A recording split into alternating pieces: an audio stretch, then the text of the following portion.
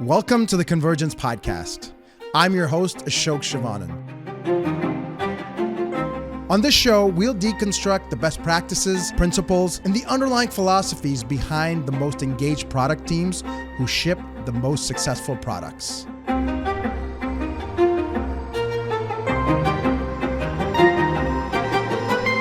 This is what teams are made of. Our guest on last week's episode was Farhan Thawar, who's the head of engineering at Shopify, a leading e-commerce technology company. And while we got to talk a lot about AI and technology and infrastructure, I found that we had something that was relevant to folks outside of the technology space. And recently, a lot of the workshops that we've been doing have also been with CEOs of more traditional businesses, industries like construction, manufacturing, procurement, supply chain, and logistics. And while no doubt you CEOs have heard a lot of the AI technology and hype, it's become apparent that y'all haven't nearly heard as much about the cultural principles that some of these really successful tech companies really rely on in their culture. And from the workshops that our teams have done with leadership teams at these traditionally non-technology companies, certainly, we talk a lot about product, technology, AI roadmaps, and where the lowest hanging fruit is. But it's also become very apparent that the values and principles that really form the culture of these tech companies are foundational and just as applicable to help you business owners with fostering a more intentional culture and engaging more cohesive teams, even if you're not building a purely technology business. So what we did was put together a smaller version of the episode where we talk about some of the ideas that Farhan and I get into that I think are really worth considering for yourself and your own work, how your leadership teams work, and ultimately how you foster the culture of your entire organizations. The first one that we're about to get into is around responsibility and how is it different of a core value versus accountability. At Integral, we had accountability as one of our core values. And looking back, I feel like maybe responsibility is what we really meant. We talk about pull requests, or what he calls PRs. And this is basically where engineers sort of check each other's code before pushing it to production. And how this has gone up now with non-engineers vibe coding solutions. And when he says PRs, that's what he's talking about as we get into the first of our rapid fire questions here about responsibility versus accountability. Subscribe to the podcast to get future episodes as soon as they're published. If you find this helpful, give the podcast a 5-star rating on your podcast app or hit that like button on YouTube.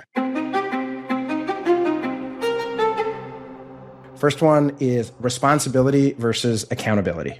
Accountability is what's left once responsibility is taken away. Yep. And so basically for me, like you can share responsibility, but you can never fully give it away.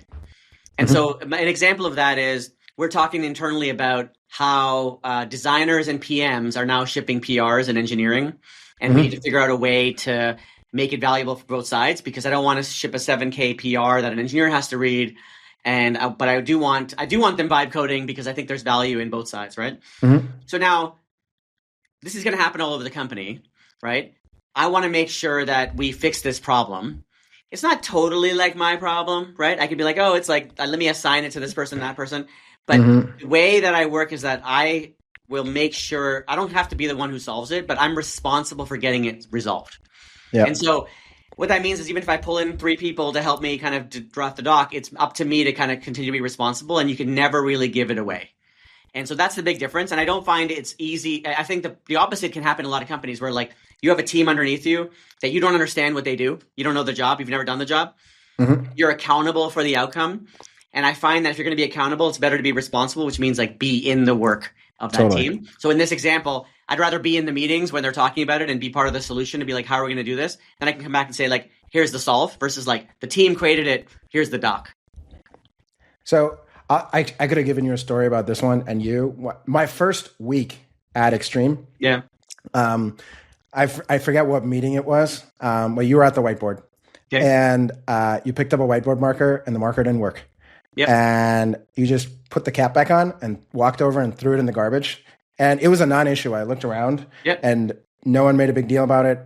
And for whatever reason, every job I'd had before, the person would have just put it back and grabbed another one. Of course, and then because that's insane. it was a slightly different thing, but I just kind of knew in that moment that, hey, like this was and for me, I'd worked at the previous job for 6 years. So it was a big leap to come to Extreme. And that was the moment where I just kind of knew like, hey, I found home. This is the right place to work. And then it was like, you were a VP of the company. So it was also like modeling behavior that I got to see in my first week at work. The next one is a friction point that often comes up, especially with well-established businesses when they're trying to transform themselves and modernize or adopt to a new technology paradigm, whether that was cloud and digital or now AI. The fact is that your staying power of running this business for decades and being at the helm of it has a lot of benefits. But it also comes, I believe, at the risk of being sometimes overly sure because you've been around for so long and you've done things the same way for so long. It's perhaps my favorite principle that we discuss on this episode. Okay, next one. Certainty is intolerance. Well, I mean, one of the things that happens to people is they get so sure of their idea that they're not open to new ideas, right? So even in, if people like us, right? Like we've been around, like a good example is pair programming. Mm-hmm. I'm like, I love pair programming. I'm the biggest pair programming advocate. I ran the biggest pair programming office in the world. I'm a huge pair programming fan. But I have to admit that there are times when pair programming is not the right answer. Mm-hmm. And so what certainty is intolerance means like you just literally are not open to new ideas. And one of the things I came around to here was like, Kobe and I spent lots of time convincing folks to do more pair programming. But we also realized Shopify is a culture whereby we want to do more wayfinding than we have certainty. So at Extreme, we had like, here's a product on iOS in many ways, rebuild it on Android. We knew the spec. We just had to execute. But at Shopify, we're like, let's create more entrepreneurs. And so we wayfind and we start going, we think we're going that way. And then we start going that way. And sometimes that's conducive to pair programming because you're exploring a technical domain. But sometimes it requires you to like be creative in other ways, in which case pair programming might actually slow you down. And so trying to be too certain about something can lead you to like closed-mindedness and actually being like landing on like a local maxima versus like saying, you know what, actually I never thought about that. Let me take it away and rethink. And it's very much growth versus fixed mindset. Can I just be open to like new ideas? I mean, another example right now in education that I'm spending some time on is this company called Alpha School out of Texas, where they talk about how the problem with education is teachers. And you're like, what?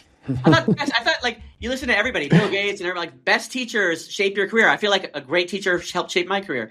But in their mind, they're like, yeah, you need guides, you need adults to help you think. But like the academics should be taught by like computers and AI, and the guide should help you with projects and like the rest of your wayfinding. And I was like, so counterintuitive. And I kind of took me a while to internalize. I'm like, it's possible that this also works, but it's against the orthodoxy. And having certainty really stops you from that. If you just think teachers are like a good teacher is the only thing that can fix education, then you might miss this other opportunity. The next one that we're going to talk about is demoing. And demoing is basically short for demonstrating finished work. And this is as opposed to status reports. And this is a topic that comes up very often amongst leadership teams of mid-sized businesses. You're probably running EOS or Rockefeller Habit Rocks, or have some kind of similar operating system for your key objectives and priorities. And a lot of us tend to rely on status reports or a subjective on-track, off-track type states for those rocks.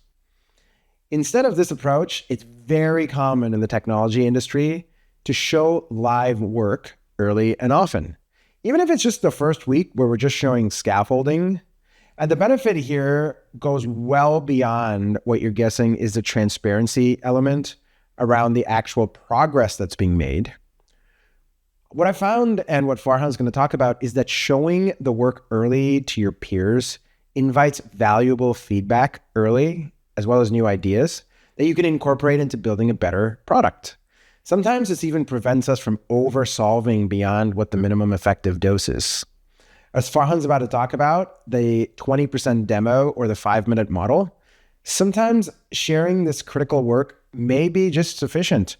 And if it is, then you save 80% of the effort that you were about to put into it, and you can reprioritize that time and energy into the next critical priority instead. The next one is demoing work early and often. Yeah. So this is something actually I learned I think I learned it at Extreme, but I didn't have the right words. Like at Extreme Labs, we always demoed to our clients every single week, or at least starting in week 2. And I never appreciated it till I got to Shopify, where Toby has this word where he says this phrase. He goes, I want to see it at 20%, not 80%. Yeah. Because if you see it at 80%, there's so many things that are already locked in that I'm not going to be able to mentally pivot you away from those things, because all the work has gone in and there's sunk cost. And we inadvertently did it at Extreme because we showed people things every week that they were not used to it, number one, because they're used to like big deliverables at the end. But they had an opportunity to pivot the product as it was being built very early on. And so just the phrasing of I want to see it at 20%, not 80%, forces people to be like, oh, you want to see it super early. And so what I try to do too is I'm also like, everybody wants to show finished work, man. Right? But now I did it today. We had a long doc. I think it was 15 pages. I grabbed one page of the summary and I sent it to somebody and I said, hey, by the way, this is the direction it's going in. I'm not ready to share the doc yet, but and they're like, whoa, I now see where this is going. And multiple things could have happened. They could have said, this is all I need. Stop. Actually, it's going the wrong direction. Actually, I want access to the doc now because I want to comment. Like all of those things were possible. And I just luckily was like, oh, this is just this 20% version. Right? Actually, I'll have you even funnier one. When I got to Shopify in 2019, I was planning out recruiting, and you probably know this. I was running a big recruiting program in 2021, but I created something called 5-minute model. They're like, how many people should we hire? And I was just like, well, let me think. Like engineers, managers, directors, VPs. I created some ratios. I literally called it the 5-minute model, and I sent it, and it became like the basis of like all of how recruiting worked for the next X number of years. But I called it 5-minute model because it was like the 20% version, and they were like, everyone was like, this is a better modeling than what we already had. Let's just use it. And I didn't have to do more. I could have spent weeks on that model. But the 5-minute model was enough. And so the 20% version was fine. And demoing gets you that if you start at the beginning, not at the end. Meaning demo as you build versus I'm only going to demo starting week 10 of 12. Demo in week 1, demo in week 2. Get people used to like seeing the process. And this is something I learned that, when you're in the kind of leadership role, like we used to think demoing was like showcasing our progress. And, it was an accountability responsibility thing of like, hey, don't worry, we're getting work done. But a big part of the value is the learning, not necessarily the artifact. I copied that from your last time on here. And as a leader, sometimes I would like write down like really fully formed, like strong-manned arguments to help myself. But I have to reverse engineer and pair it back to like, how would I put this on a whiteboard? Because I realized if I came in too strong and too sophisticated, the team would just be like, okay, I guess this is what we're doing. This seems well thought through. And that's not what I wanted. I wanted everyone to kind of provide feedback and have ownership of it. So I had to kind of go back to say, okay, now how do I provide the pencil sketch version of this when I'm communicating it?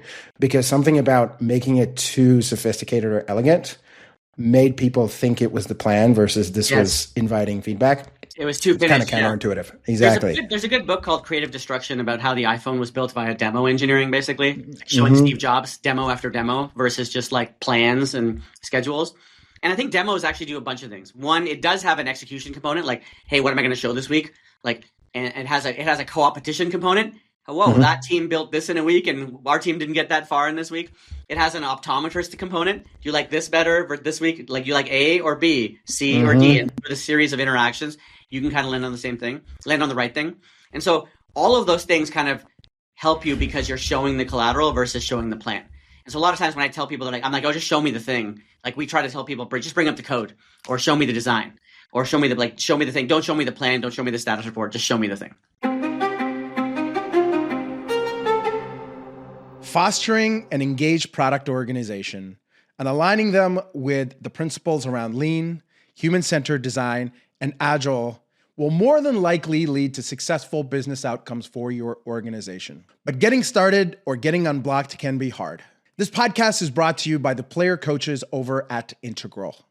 They help ambitious companies like you build amazing product teams and ship products in artificial intelligence, cloud, web, and mobile.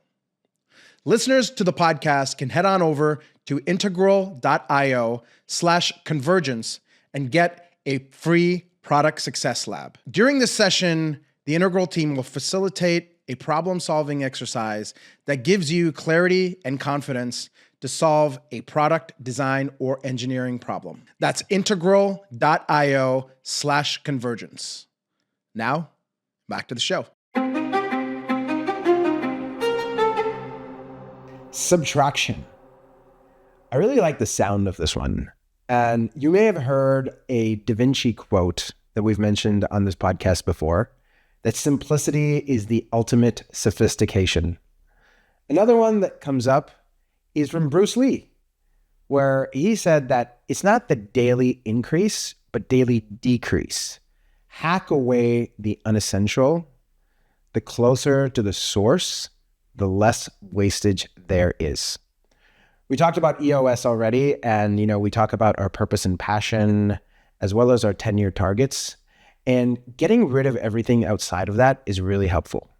And this is something that Shopify has at the core of their culture, where they preserve the learning and focus, and everyone is authorized to delete the artifact while preserving the learning. And this artifact could be a process that's in play or code that is very complex, and then they're allowed to delete it and replace it with more simpler, elegant versions. So Farhan has had a ton of examples of this on his social media as well, and we get to hear about subtraction in practice. And I think it's important for you to think about how you, as a business owner or founder, have a disproportionate responsibility compared to the rest of the folks on your team to consistently simplify your organization and keep everyone on focus to your vision through subtraction. Related to this, I've seen the word subtraction a lot around Shopify folks. And then, also in your Twitter, you value simplicity versus complexifiers and stuff. Yeah. So how would you explain that to the CEO? Yeah. So the interesting thing is, I don't know if it's only about founders, but it's one of the things founders tend to do better than a lot of other types of executives, is because when something comes into a company, whether it's a process or whether it's a type of role or it's a type of customer, like it's hard to remove. Like once you add, like here's a good example. Someone comes to work one day and they don't have sleeves on their t-shirt. Okay, I come in with no sleeves. Lots of things you could do, right? Shopify come in and be like, oh my God, Farhan has no sleeves. We should have a dress code. Then there's a policy. And then like, how hard is it to remove a dress code policy? Like impossible. Mm-hmm. Because once a policy's in, it's super hard. And so instead, kind of a couple things to do. One, instead of putting a policy, you just talk to the person. Say, hey, tomorrow, like sleeves, right? Like you don't have to fix one person's error with a policy. But the second thing is, it's usually only a founder who can come in, and I hope a lot of other executives do this too, but who can come in and remove a policy. Mm-hmm. So there's this idea of like, can we remove rules? And subtracting is like, can we delete something because it doesn't make sense anymore, or start over in our thinking? And it tends to be more, I don't know why, founder-driven that I've seen than like executive-driven. But a big unlock for a lot of companies is deleting rules, deleting process. Right? Like Elon has this line, process is not a substitute for thinking. Mm-hmm. Right? Like here's a good example. We would interview the interns after they finished their internship for a full-time job. And I was like, we just did a 4-month interview. Like they worked here for 4 months. Like, what are you interviewing them for? Like, oh, but that's the process because we interview all the full-times, want to have the same interview. I'm like, but what are you trying to learn? You have 4 months of real work. And so like, luckily I just went in and deleted that part of the process, but it was there. And the reason it was there is because like it was the process. And sometimes, and by the way, you need process and you need people who are good at process. You need people who like can help like build a good process. But it was in this case a mistake because it was not the person. They weren't thinking about what we were trying to learn. We were trying to learn if this person is a good fit for Shopify. We had 4 months of data. We had a manager. We had teammates. We had code in the engineering sense, and we could just use that. And so now we do. Right. The other thing we say in Shopify, by the way, is process can only be added if it makes something that was not possible now possible, or something 10 times better. Otherwise, process is not allowed. So dress code, is it going to make something possible that was not possible or 10 times better? No new process.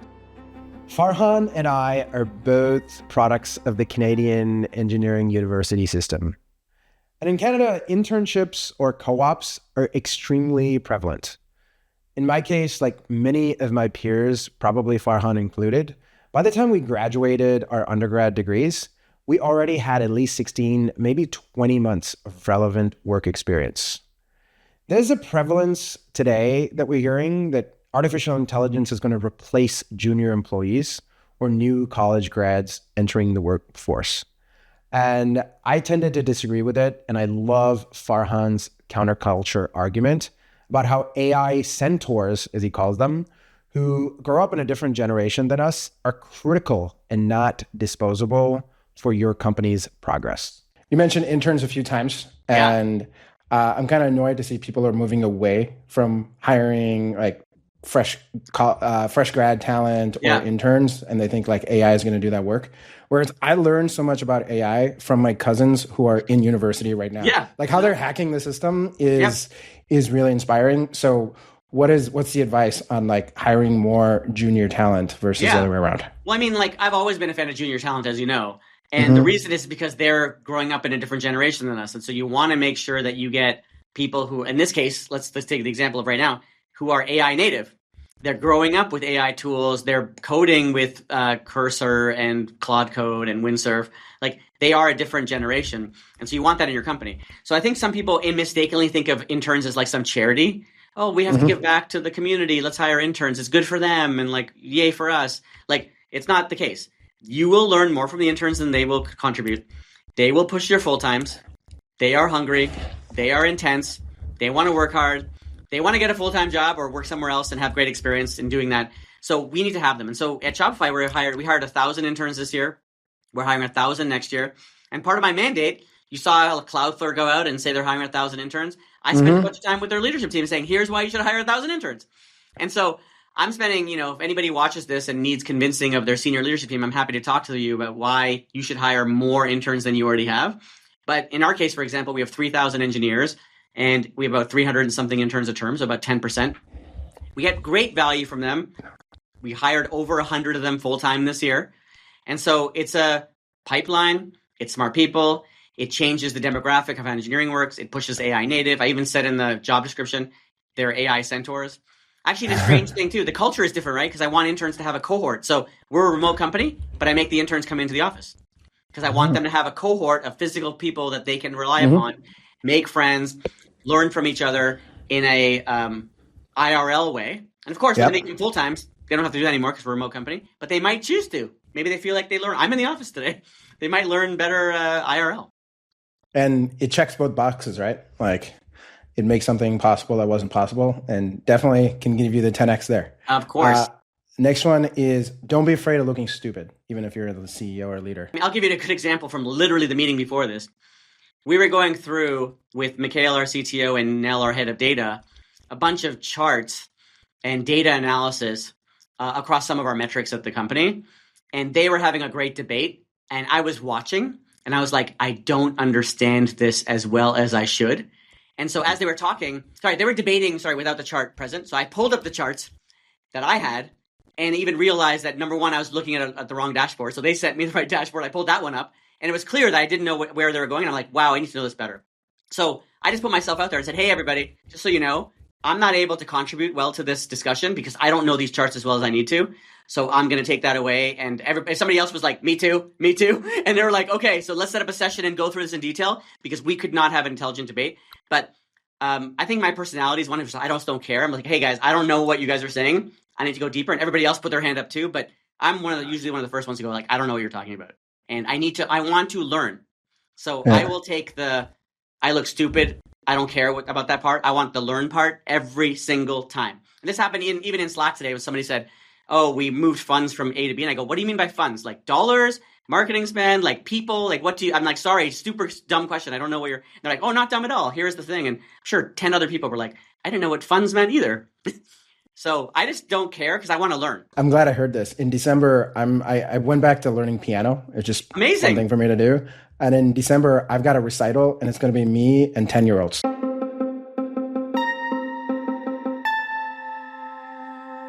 I think that's such an extremely relevant point. We feel that sometimes as leaders, we need to have all the answers buttoned up. And I think that can be a very dangerous mindset. And it compounds and gets way worse when we're modeling this to our teams and they tend to try and copy that style of needing to know all the answers. You may have heard about the author and researcher Brené Brown, and her work has basically synthesized that fostering and modeling vulnerability, or not being afraid to look stupid, increases psychological safety.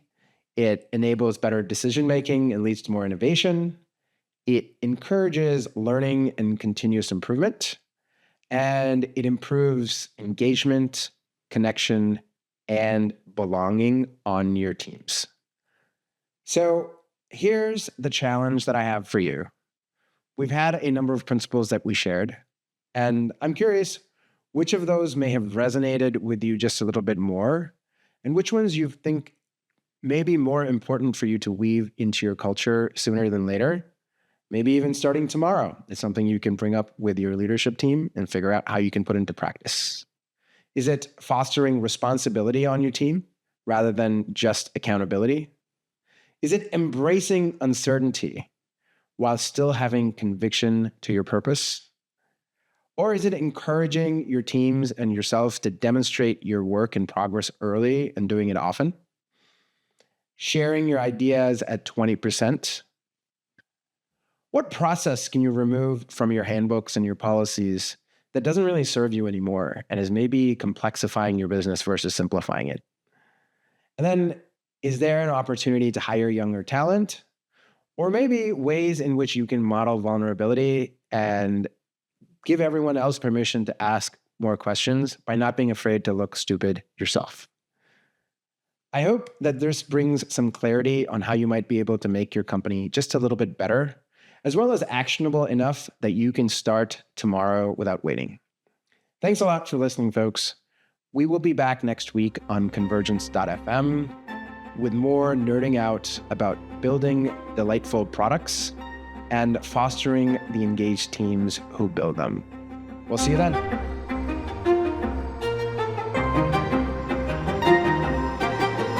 Thank you for joining me on the Convergence Podcast today. Subscribe to the Convergence Podcast on Apple Podcast, Spotify, YouTube, or wherever you get your content. If you're listening and found this helpful, please give us a 5-star review. And if you're watching on YouTube, hit that like button and tell me what you think about what you heard today.